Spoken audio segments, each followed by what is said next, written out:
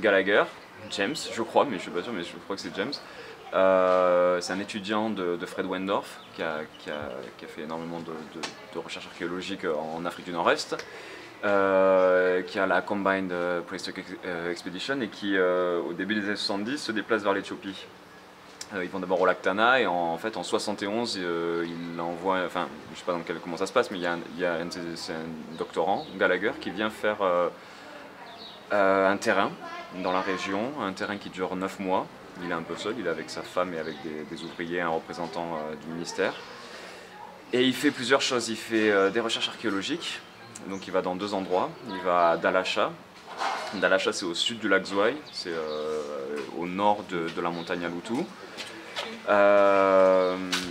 Et à Agadima, à Daka Adima, qu'il appelle lui Redstone Hill dans ses travaux. En parallèle, il va aussi se rendre compte qu'il y a des gens qui utilisent des grattoirs et faire de l'ethno-archéologie. Donc en fait, il fait un gros terrain de 9 mois où il fait à peu près moitié archéo, moitié ethno-archéo.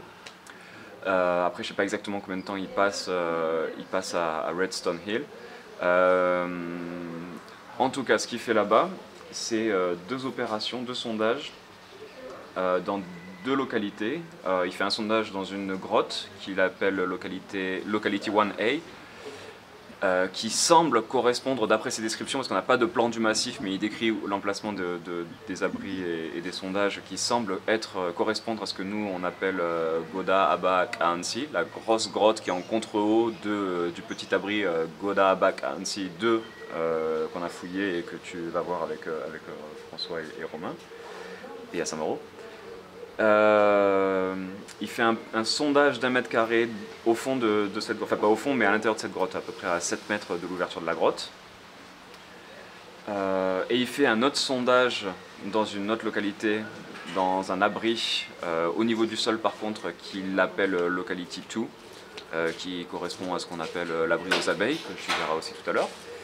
Et il fait aussi un ramassage dans la pente, qu'il appelle Locality, enfin dans la pente en contrebas de la grotte, qu'il appelle Locality 1B.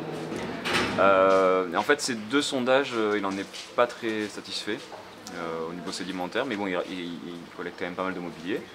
Et c'est vrai qu'on n'avait jamais trop investi cette zone en pensant que, enfin voilà, parce que la personne qui avait fait des sondages n'avait pas trouvé des niveaux très intéressants, bien que ce soit très riche. En relisant les descriptions, je ne me rappelais pas que c'était aussi riche que ça. Et voilà, et du coup finalement on a été assez chanceux d'avoir autant de remplissage sédimentaire et un matériel aussi riche et aussi intéressant. Mais après ça c'est les autres parties, je crois que c'est à peu près tout hein, sur l'historique.